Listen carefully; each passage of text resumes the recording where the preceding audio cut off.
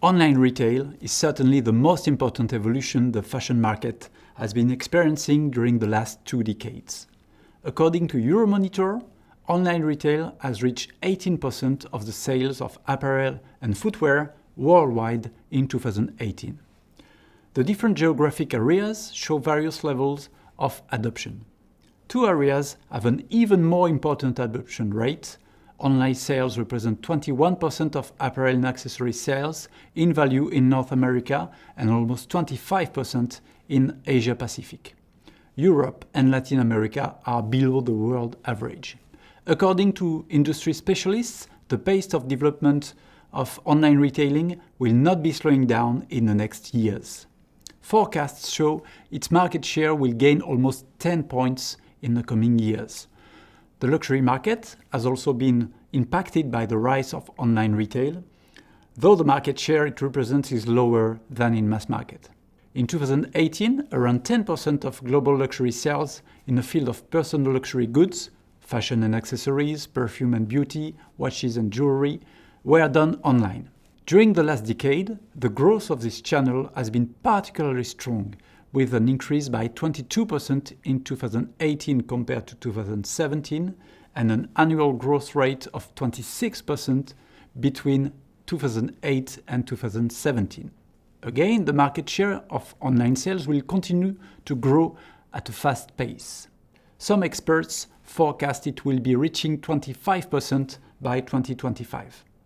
As for the mass market, the 2 main destinations for luxury online sales are Americas, with 44%, and Asia, 29%, beyond Europe at 27%.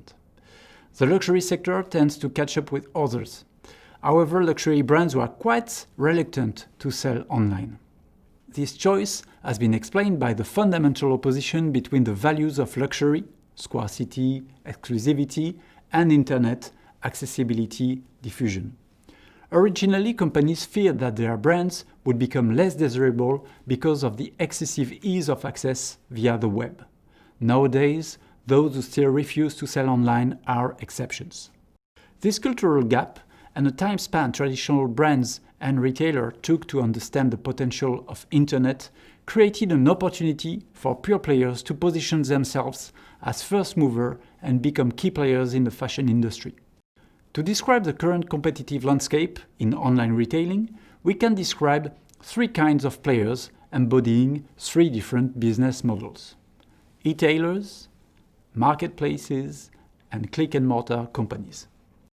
E-tailers are the distributors of the digital age. These pure players' relationship with brands are quite similar with traditional retailers. They can purchase the merchandise and own it or buy under conditional terms as a concession and practice consignment. Their strength is to control their offer and supply chain in a very flexible way. These models can be very successful when customer acquisition is not too expensive. Net-a-Porter is an example of e-tailer specialized in luxury goods. Marketplaces differ from e-tailers since they don't own the merchandise they sell. They simply aggregate inventories from their partners, whether they are brands or retailers. Their revenues come from a commission they get on the sales or the flows of customers they bring to other websites. The benefits of this business model are clear: a wider offer relying on other merchants, no inventory cost or cash flow difficulty. However, the complexity of logistics in fashion, the cost of customer acquisition, and the lack of consistency in the offer can represent threats for this kind of business models.